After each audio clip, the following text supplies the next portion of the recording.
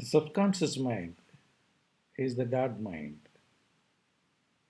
Within the brain, there are several parts that represent the God mind. The large part is the cerebellum, parts of the right brain, the thalamus, and a lot of neurotransmitters, particularly the DMT, which secretes within the pineal gland. They provide us this God intelligence. The yogis were adepts in understanding the subconscious mind, which is associated with unlimited intelligence, unlimited freedom. The curse on humanity is that we are completely focused only on the limited mind, glorifying science and technology. No doubt science and technology have given us a better material life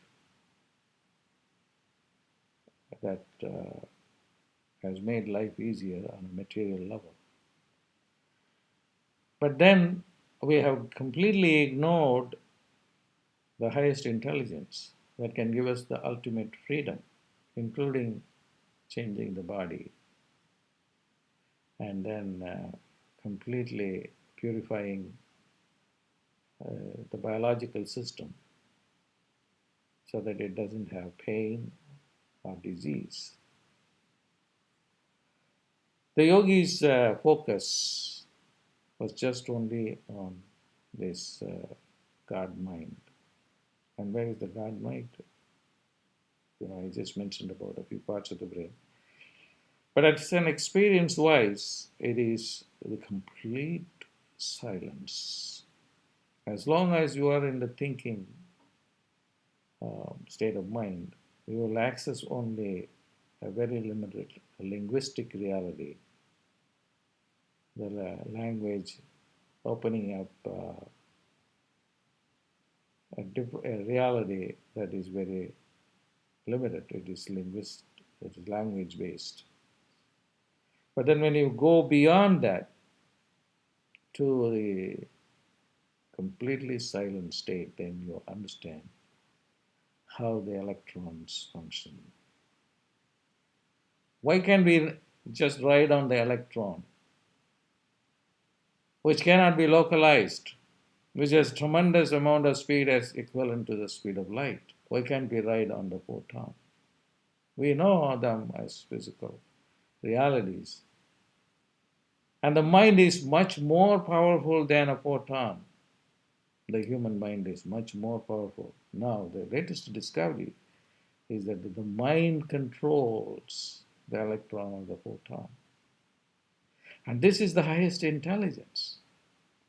Why are we not focusing on that, but just only settling down for living in the air-conditioned room and then going in a Mercedes-Benz or flying in a private jet? We have a lot more freedom if we understand the particle reality. Because even the particle reality can be conditioned, can be controlled by the mind. The mind is such a powerful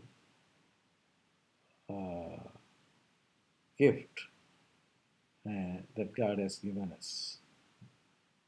We have to use it properly. And how do we do that? Like, look at the Buddha. The Buddha knew quantum physics than many of the contemporary physicists know. He said that it is emptiness. It's completely empty. And being in that emptiness is better than being an emperor. Why? Being in emptiness, you are the emperor of the universe, universal laws and forces.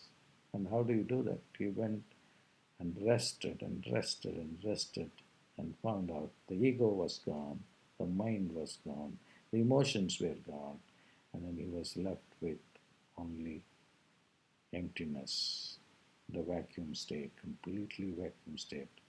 In that vacuum state, he found an answer for the human suffering. Because remember, the Buddha's goal was to find an answer for human suffering because he could not accept diseases, old age, and death. So he wanted to find an answer. He did find an answer.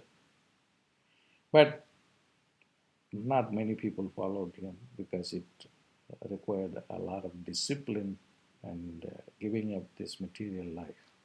Now, I have a very beautiful method which will combine the Buddha's silence and the quantum physics, and then even move further, and then uh, come up with accomplishing whatever the Buddha had accomplished without sweat.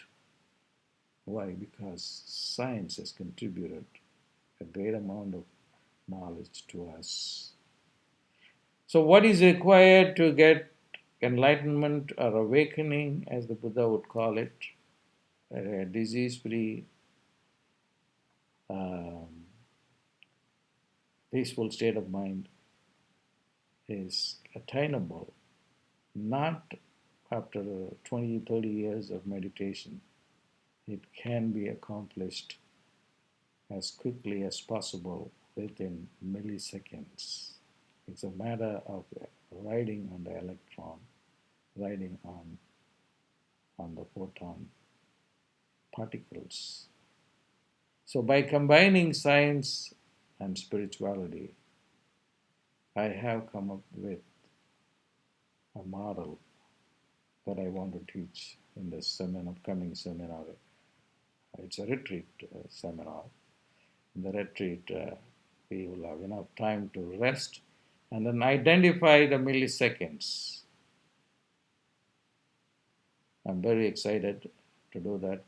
I had an experience this morning, and I was in bed till 10:30, and I got into the subconscious mind right around 6:30, and many phonemes were revealed to me.